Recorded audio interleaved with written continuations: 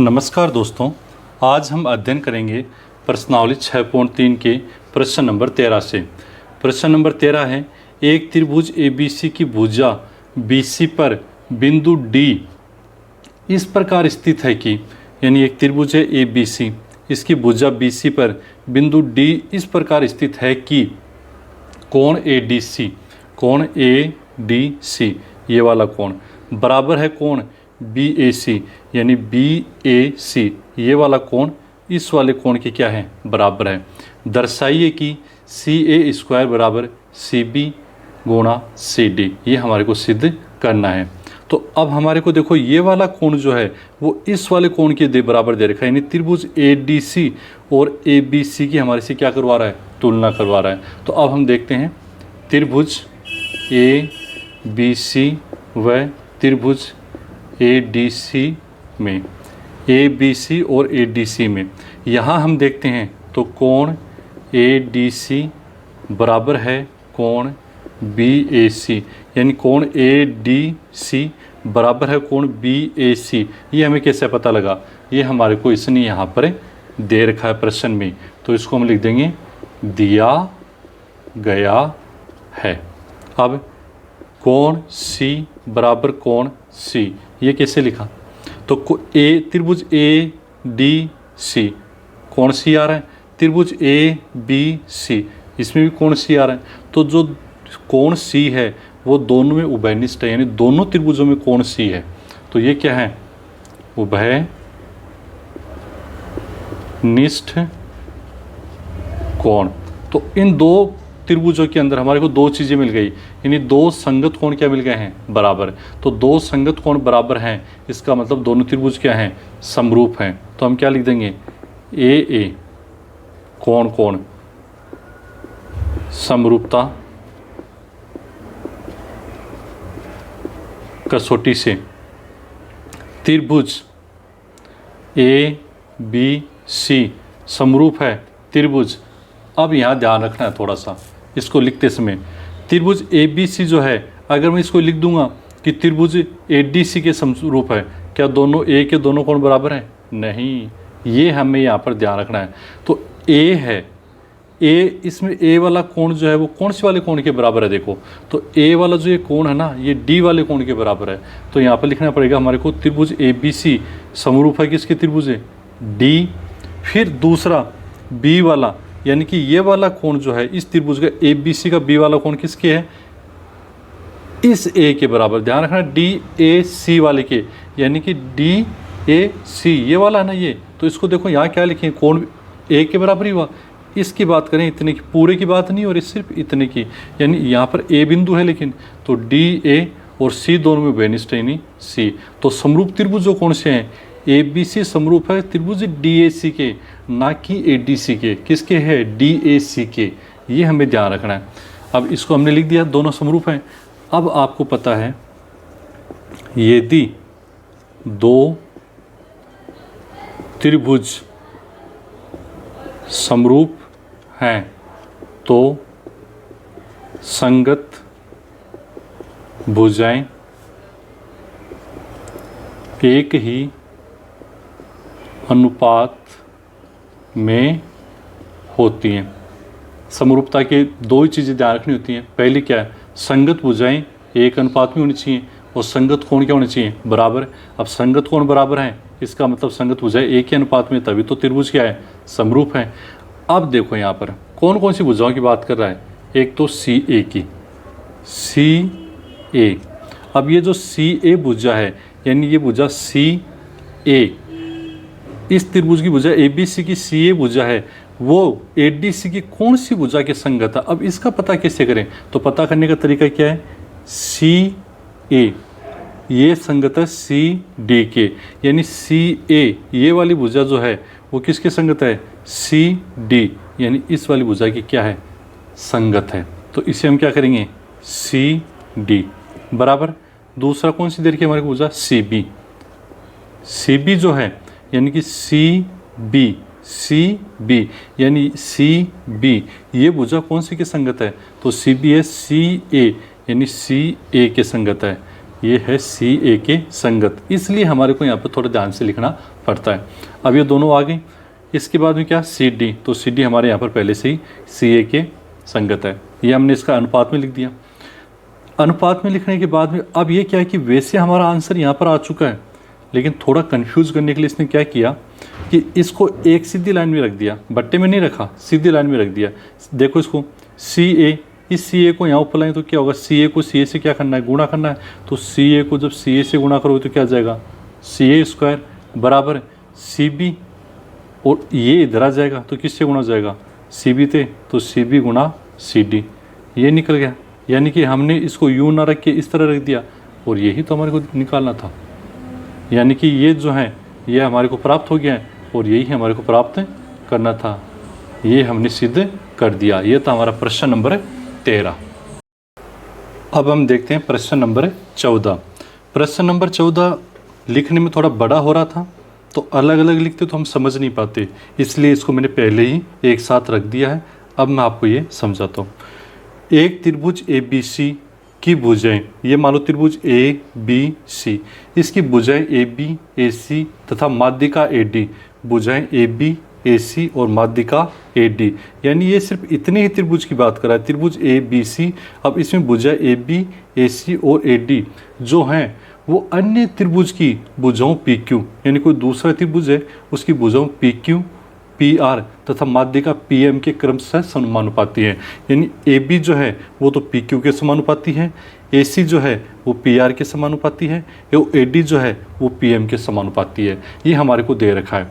दर्शाइए कि त्रिभुज ए बी सी, यानी त्रिभुज ए बी सी समरूप है त्रिभुज पी क्यू आर के, ये हमारे से पूछ रहा है। अब देखो इसने ये भुजा इस भुजा के समानुपाती दे दी, ये भुजा इस भुजा के समानुपाती दे दी, और ये जो माध्यिका है इसको समानुपाती दे दिया। अगर ये इस भुजा को क्यू आर को और बी सी को समानुपाती दे देता तो तीनों भुजाएं समानुपाती हो जाती, और तीनों भुजाएं समानुपाती होती तो क्या होते, समरूप त्रिभुज हो जाता। लेकिन इसने कितनी भुजाएं समानुपाती दी हैं, ए बी को तो किसके समानुपाती दिया है, पी क्यू के, और ए सी को किसके समानुपाती दिया है, पी आर के, लेकिन इसको तो समानुपाती इसने दिया नहीं। अब इसने नहीं दिया, दो भुजाओं को दे रखा है, अगर इनके मध्य का जो कोण है उसको अगर हम बराबर कर दें, सिद्ध कर दें कि कोण ए जो कोण पी के बराबर है, अगर इसको हमने सिद्ध कर दिया तो दो भुजाएं समानुपाती और मध्य का कोण क्या हो जाएगा, बराबर। तो हम ऐसे सिद्ध कर सकते हैं कि त्रिभुज ए बी सी और पी क्यू आर क्या हैं, वो समरूप त्रिभुज हैं। लेकिन इसको करें कैसे, इसको करने के लिए इस त्रिभुज के अलावा भी हमारे को कुछ रचना करनी पड़ेगी। वो रचना हमने क्या की, तो जो ये आपको रेड से दिख रहा है वो हमने रचना की है। रचना की है ए डी जो है इसको हमने ई तक बढ़ाया है, और कितना, ए डी को ई तक बढ़ाया, और जितनी ए डी थी उतना ही बढ़ाया है। जो रचना है अपनी, ए डी को ई तक बढ़ाया, और कितना बढ़ाया, जितनी ए डी थी उतना ही बढ़ाया, यानी कि इसको जितना ऊपर है उतना ही नीचे कर दिया। फिर ई और सी को मिला दिया और ई और बी को मिला दिया। ठीक ऐसा ही हमने इस त्रिभुज में किया कि पी एम को हमने एन तक बढ़ाया, और कितना बढ़ाया, जितनी लंबी पी एम थी उतना ही बढ़ाया है, और फिर एन को आर से और एन को क्यू से हमने मिलाया। ये हमने क्या की, रचना। इस रचना को करने पर हमारे को क्या फ़ायदा हुआ कि जो माध्यिका जो है, अब ये इसको क्या है कि दोनों क्या हो रहे हैं, समद्विभाजिक हो रही हैं। अब जो दो विकीर्ण बन गए, अब ये चतुर्भुज बना ए बी ई सी, और इधर पी क्यू एन आर, और ये चतुर्भुज बने, और चतुर्भुज के अंदर ये भुजा, ये जो विकीर्ण है वो एक दूसरे को क्या कर रहे हैं, समद्विभाजित कर रहे हैं। समद्विभाजित करें क्यों, ये तो माध्यिका थी, यानी ये वाली भुजा तो पहले भी विभाजित कर रही थी, और इसको अपने इतना ही बढ़ा दिया, यानी ये भी इसको विभाजित कर रही है। तो विकीर्ण एक दूसरे को समद्विभाजित कर रहे हैं, इसका मतलब चतुर्भुज कौन सा है, समांतर चतुर्भुज है। तो हमने इस त्रिभुज का रूप कौन सा दे दिया है, समांतर चतुर्भुज का रूप दे दिया है। और समांतर चतुर्भुज की क्या विशेषता होती है, सम्मुख भुजाएं बराबर होती हैं, सम्मुख भुजाएं समांतर होती हैं, और सम्मुख कोण भी बराबर होते हैं। लेकिन हमारे को सिर्फ ध्यान क्या रखना है, सम्मुख भुजाओं के बारे में ही ध्यान रखना है। तो त्रिभुज को हमने क्या बना दिया है, समांतर चतुर्भुज। तो रचना में क्या किया, ए डी को ई तक बढ़ाया, ए डी को ई तक बढ़ाया, जिससे ए डी और डी बराबर हो, यानी ए डी और डी ई क्या है, बराबर, यानी जितनी ये थी उतनी हमने बढ़ाई है, तभी तो ये समद्विभाजित होगी। तथा बी ई को सी, तथा बी ई व सी ई को मिला, यानी बी ई को और सी ई को हमने मिला दिया है। फिर पी एम को एन तक बढ़ाया, यानी ये पी एम है इसको एन तक बढ़ाया और फिर क्यू एन और आर एन को मिलाया। इतना करने पर हमारे को क्या है कि अब ए बी ई सी व पी क्यू एन आर यानी जो दोनों चतुर्भुज हैं इनकी जो विकिरण है वो क्रमशः बिंदु डी यानी बिंदु डी और एम पर समद्विभाजित करते हैं। यानी कि ये बिंदु डी पर और ये बिंदु एम पर क्या कर रहे हैं, समद्विभाजित कर रहे हैं। वो समद्विभाजित कर रहे हैं इसका मतलब क्या है, त्रिभुज ए बी ई सी व त्रिभुज पी क्यू एन आर समांतर चतुर्भुज हैं। अब हमने त्रिभुज को क्या बना दिया है, समांतर चतुर्भुज। अब क्या करेंगे, हमारे को क्या दे रखा है, ए बी किसके अनुपात में दे रखी है, पी क्यू के, तो ए बी बटा पी क्यू बराबर ए सी किसके अनुपात में है, पी आर के, तो ए सी बटा पी आर, और ए डी किसके अनुपात में है, पी एम के, तो ए डी किसके अनुपात में है, पी एम के। ये हमारे को यहाँ पर दे रखा है तो इसलिए हमने लिख दिया गया है। अब हम इसमें थोड़ा परिवर्तन करेंगे, क्यों, हमारे को क्या करना है कि ये कोण निकालना है, यानी ये वाला कोण और ये वाला कोण, यानी ये बी ए सी और क्यू पी आर अगर कोण बराबर हो गए तो भुजाएं तो पहले से ही क्या हैं, समानुपाती हैं, और कोण भी अगर बराबर आ गया तो अपना समरूप त्रिभुज हो जाएगा। तो हमारा टारगेट क्या है कि एक तो इस त्रिभुज को निकाले पहले और फिर ये निकल गया तो हमारा ये भी निकल जाएगा। ए बी तो ए बी बटा पी क्यू, और ए सी की जगह मैंने बी ई लिखा है और पी आर की जगह क्या लिखा है, क्यू एन, तो ए सी की जगह क्या लिखा है, बी ई, क्योंकि ए सी की सम्मुख भुजा क्या है, बी ई, और ये समांतर चतुर्भुज सम्मुख भुजाएं क्या होती हैं, बराबर होती हैं, तो ए सी की जगह तो क्या लिख दिया, बी ई, क्योंकि इस त्रिभुज को निकालने की कोशिश कर रहे हैं अपन। देखो इस त्रिभुज की बात कर रहे हैं, ये इन दोनों त्रिभुजों पर अपना टारगेट, ये त्रिभुज है ना, इन दोनों त्रिभुजों को अपन क्या कर रहे हैं, समरूप कर रहे हैं। तो बी ई यानी कि बी ई लिखा क्योंकि इधर ये है और ये तो इधर है, तो ए सी है किसके बराबर, बी ई के, तो ए सी की जगह क्या लिखा, बी ई, और इधर पी आर यानी कि पी आर की जगह इस त्रिभुज में तो ए सी की जगह बी और पी आर की जगह इधर क्या लिख दिया, क्यू एन बराबर 2AD लिखा, क्योंकि हम अगर ये त्रिभुज लेते हैं तो हमारे को यहाँ तक चाहिए, तो ये AD जो है इतनी ही ये है, यानी AD 1 और AD 2, तो 2AD, तो 2AD और 2 ही क्या है, PM, तो 2 ही क्या है, PM। ये हमने क्यों लिखा, क्योंकि AC किसके बराबर है, BE के, और PR किसके बराबर है, QN के। क्यों है, क्योंकि समांतर चतुर्भुज की समूह भुजाएं क्या होती हैं, बराबर होती हैं। तो अब हमारा क्या हो गया, AB बटा PQ, AB बटा PQ, यानी AB और PQ ये समानुपाती होगी, BE बटा QN यानी BE बटा QN ये समानुपाती हो गई। और इधर 2AD था तो अपन क्या लिख देंगे, 2AD की जगह सीधा AE लिख देते हैं, और इधर क्या लिख देते हैं, PN, तो AE और PN। क्यों, 2AD के बराबर AE है और 2PM के बराबर क्या है, PN। इससे क्या हुआ, इससे क्या हुआ कि ये भुजा AB भुजा इसके समानुपाती, BE भुजा QN के समानुपाती, और AE भुजा PN के समानुपाती। तो तीनों भुजाएं संगत भुजा क्या है, समानुपाती हैं, दूसरे त्रिभुज की संगत भुजा के क्या है, समानुपाती।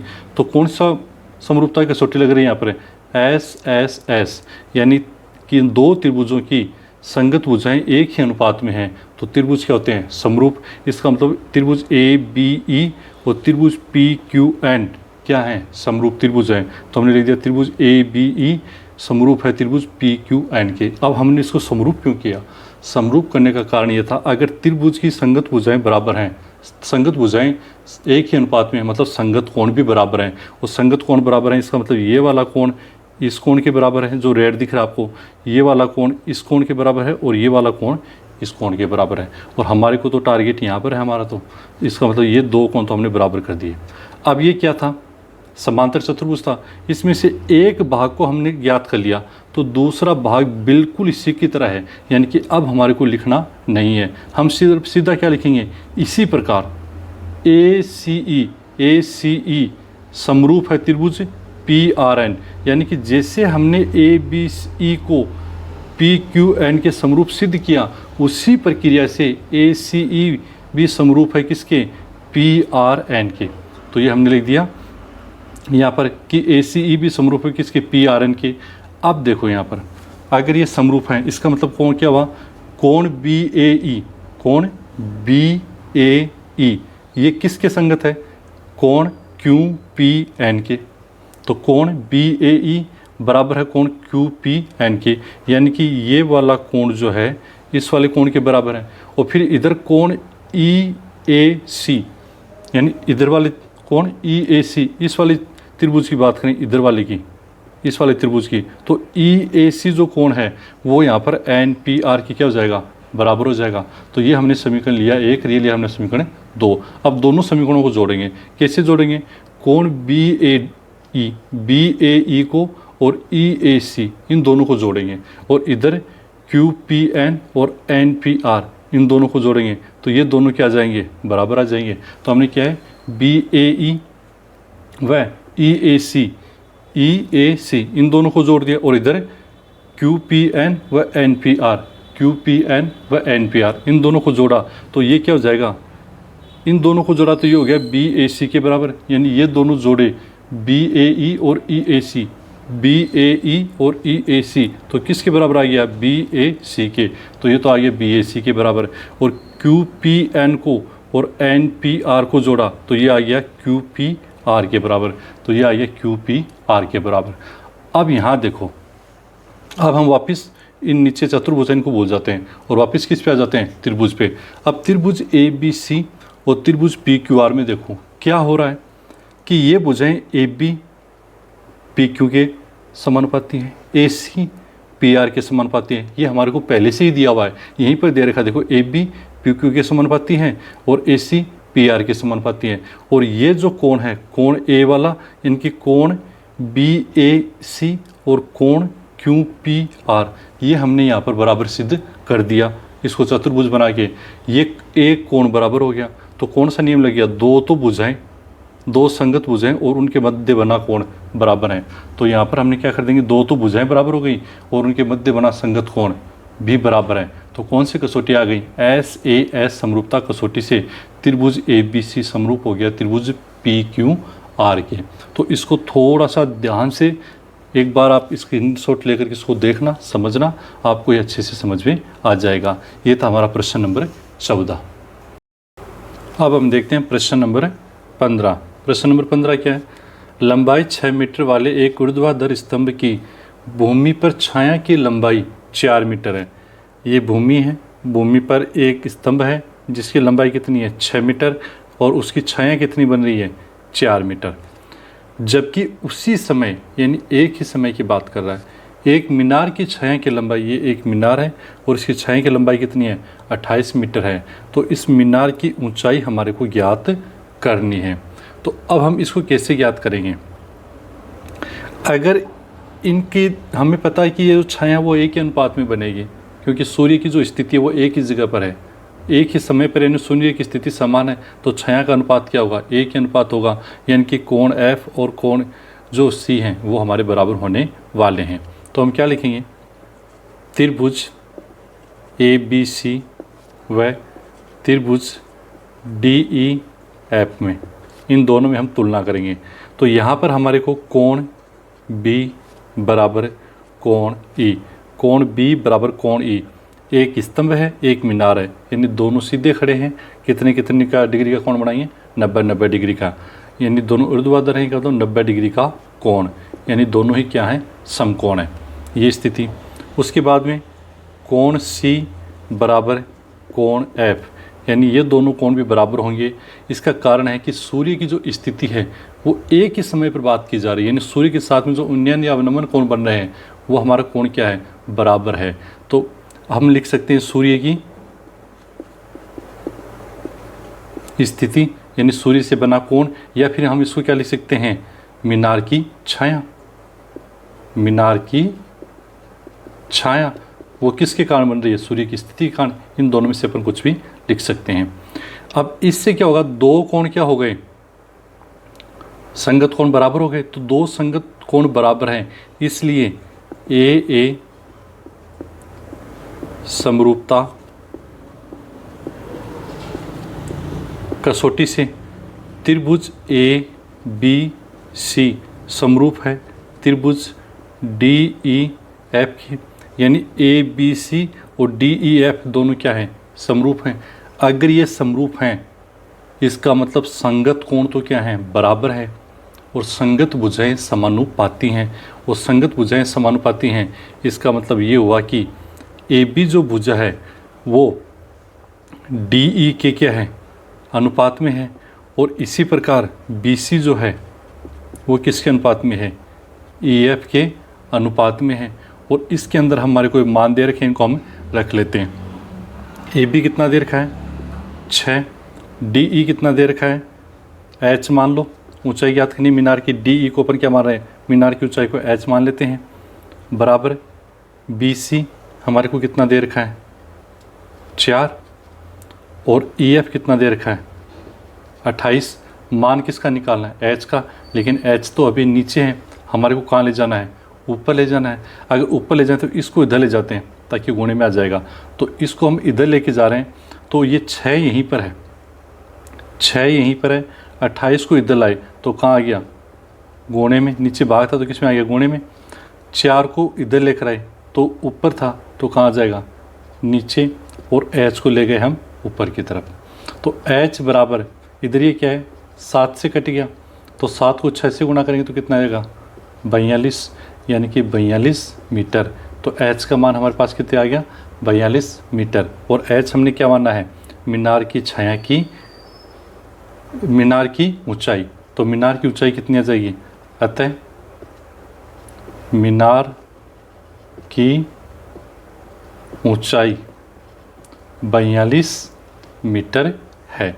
ये था हमारा प्रश्न नंबर 15। अब हम देखते हैं प्रश्न नंबर 16। प्रश्न नंबर 16 क्या कहता है, ए डी और पी एम त्रिभुजों ए बी सी और पी क्यू आर की क्रमशः माध्यिकाएँ हैं, जबकि त्रिभुज ए बी सी समरूप है त्रिभुज पी क्यू आर के, यानी ए बी सी और पी क्यू आर दोनों समरूप त्रिभुज है। हमें सिद्ध करना है कि ए बी बटा पी क्यू बराबर ए डी बटा पी एम, ये हमारे को सिद्ध करना है। त्रिभुज है ए बी सी और दूसरा त्रिभुज है पी क्यू आर, इनके बीच में माध्यिका है, यानी बी सी को 2 बराबर भागों में बांट रही है ए डी, और इधर पी एम है वो क्यू आर को 2 भागों में बराबर भागों में बांट रही है। अब हमें क्या करना है कि ये तीनों भुजाएं तो संगत भुजाएं जो हैं वो तो समानुपाती हैं। अगर ये बीच में माध्यिका है, यानी कि हमारे को या तो ए बी डी त्रिभुज लें अपन, या ए डी सी लें, इसको भी हम त्रिभुज में शामिल करें और इधर हम इसको त्रिभुज में शामिल करें, तो क्या ये एक ही अनुपात में आती है, तो हमारे को इसको सिद्ध करना है। अब कैसे करेंगे, हम लिख देते हैं त्रिभुज ए बी सी समरूप है त्रिभुज पी क्यू आर के। ए बी सी और पी क्यू आर क्या है, समरूप हैं। अगर ये समरूप हैं, इसका मतलब ए बी बटा पी क्यू बराबर बी सी बटा क्यू आर बराबर ए सी बटा पी आर। ये मैंने क्यों लिखा, अगर समरूप त्रिभुज हैं इसका मतलब संगत भुजाएं एक ही अनुपात में हैं। अपन इसको लिख ही देते हैं ना, संगत भुजाएं एक ही अनुपात बोल दो, चाहे समानुपाती। संगत भुजाएं क्या हैं, समानुपाती हैं। चलो ये हमने इसके क्या लिख दिया है। अब क्या करना है हमारे को, दूसरी बात, कोण ए बराबर कोण पी, कोण बी बराबर कोण क्यू, और कोण सी बराबर कोण आर। ये हमने कैसे लिखा कि कोण ए पी के बराबर और कोण बी कोण क्यू के बराबर और कोण सी कोण आर के बराबर। हमारे को त्रिभुज क्या दे रखा है, समरूप दे रखा है, तो संगत कोण क्या होते हैं, बराबर। ध्यान रखना, त्रिभुज अगर समरूप है तो संगत भुजाएं समानुपाती होती हैं और संगत कोण हमेशा बराबर होते हैं।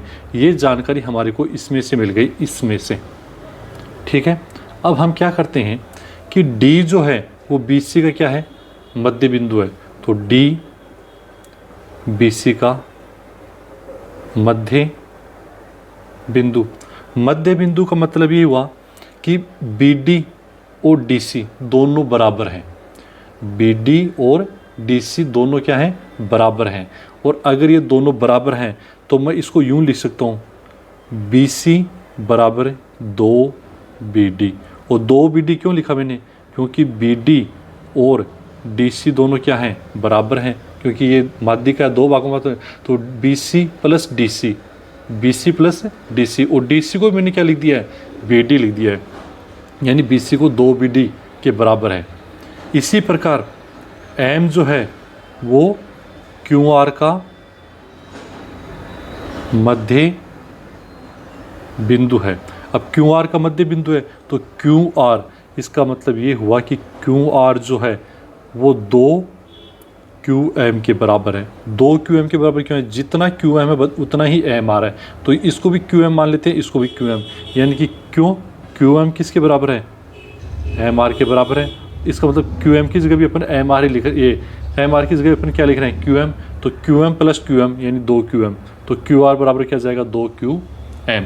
ये हमने किया। अब हम क्या करते हैं,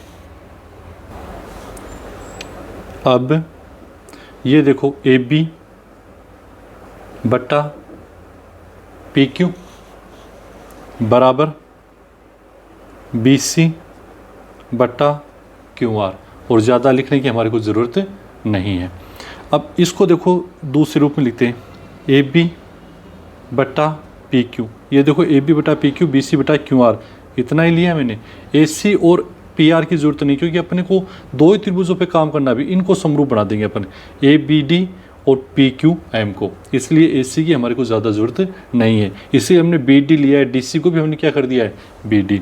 अब इधर हम देखेंगे तो BC को हमने क्या कर लिया है यहाँ पर? 2BD के बराबर, यानी BC को हम क्या लिख सकते हैं? 2BD, और इधर QR को हम क्या लिख सकते हैं? 2QM, और 2 से 2 क्या हो जाएगा? कट जाएगा, तो क्या आ जाएगा? AB बटा PQ बराबर BD बटा QM। इससे क्या जानकारी मिली हमारे को कि AB बटा PQ, यानी ये दोनों संगत भुजाएं जो हैं वो एक ही अनुपात में हैं। BD बटा QM, BD बटा QM, ये दोनों भी संगत भुजाएं एक ही अनुपात में हैं। अब दो संगत भुजाएं एक ही अनुपात में हैं और ये कोण B कोण Q के बराबर है। कैसे? कोण B है बराबर कोण Q के। ये कैसे पता लगा? क्योंकि त्रिभुज ये जो था ना, ये समरूप त्रिभुज का ही कोण है, इसमें भी है, इसमें भी है, और हमने यहाँ पर लिखा था तो कोण B बराबर कोण Q, ये हमारे को पहले से क्या गया था? दिया गया है। इनके ये संगत कोण बराबर हैं। अब देखो दो भुजाएं एक के अनुपात में, और इन दोनों भुजाओं के मध्य का बना कोण एक ही है, तो कौन सा नियम हो जाता है? SAS समरूपता कसौटी से क्या हो जाएगा? त्रिभुज ABD समरूप है त्रिभुज PQM के, PQM, और यही हमारे को, अच्छा चलो ये तो दोनों समरूप अपने सिद्ध कर दिए। अब हमारे को यहाँ पर पूछ रहा है, अगर ये समरूप है इसका मतलब AB किसके संगत है? PQ के, एक के अनुपात में है। इधर BD किसके संगत होता है? QM के, और इधर AD ये तीसरी भुजा है, किसके है? PM के। और हमारे को क्या पूछा है? AB और AD बटा PM, AD बटा PM। अगर अपन इसको नहीं भी लिखेंगे, एक को ये लो मिटा देते, नहीं लिखेगा तो कोई फर्क नहीं पड़ेगा। ये लो जी AD बटा PM, यानी ये सारी तीनों ही एक ही अनुपात में है, तो आपको दो ही पूछ रहा तो कोई प्रॉब्लम नहीं है। यही हमारे को सिद्ध करना था। अब थोड़ा सा एक बार अपन इसको ब्रीफली देखते हैं। त्रिभुज ABC और त्रिभुज PQR हमारे को समरूप त्रिभुज दिए। अगर हमारे को समरूप त्रिभुज दिए, इसका मतलब संगत भुजाएं एक ही अनुपात में हैं और संगत कोण बराबर है। संगत भुजाएं एक ही अनुपात में, AB इसके अनुपात में है, BC QR के अनुपात में है, AC PR के अनुपात में है। लेकिन हमारे को यहाँ पर क्या पूछा? AD और PM का अनुपात। AD और PM ये इनके माध्यक हैं, माध्यिकाएँ हैं। माध्यिकाएँ हैं मतलब BC को यहाँ पर समान भागों में बांट रहा है, इधर QR को समान भागों में बांट रहा है। अगर हम इसको ये त्रिभुज बना दें, एक तो ABD और एक PQM, अगर समरूप हैं, इसका मतलब ये भी इसके अनुपात में है। इसलिए हम इन दो त्रिभुजों पे काम कर रहे हैं, ABD और PQM पे। इस पे काम करने के लिए हमारे को AB और PQ ये तो पहले से हमारे को यहाँ पर दे रखी है। फिर हमारे को ये जो पूरी दे रखी थी इसको आधा कर दिया, तो ये हमने यहाँ पर आधा करके इस दोनों को भी क्या कर दिया? एक अनुपात में कर दिया। ये दोनों एक अनुपात में कर दी, और ये कोण जो दे रखा था इन दोनों संगत भुजाओं के मध्य बना कोण ये पहले से बराबर है, तो ये ऑटोमेटिक ही क्या हो गए, इनके संगत हो गई। किस नियम से? SAS समरूपता कसौटी से। तो ये प्रश्न आपको समझ में आया होगा। इसी के साथ हमारी प्रश्नावली 6.3 पूरी होती है, और इसके आगे हम पढ़ेंगे प्रश्नावली 7 की। और इससे पहले जितने भी वीडियो बने हैं वो सारे के सारे वीडियो अपने प्लेलिस्ट में हैं। आप प्रश्नावली 1 से लेकर लगातार सारे वीडियो एक साथ देख सकते हैं प्लेलिस्ट में जा कर के। आपका बहुत बहुत धन्यवाद।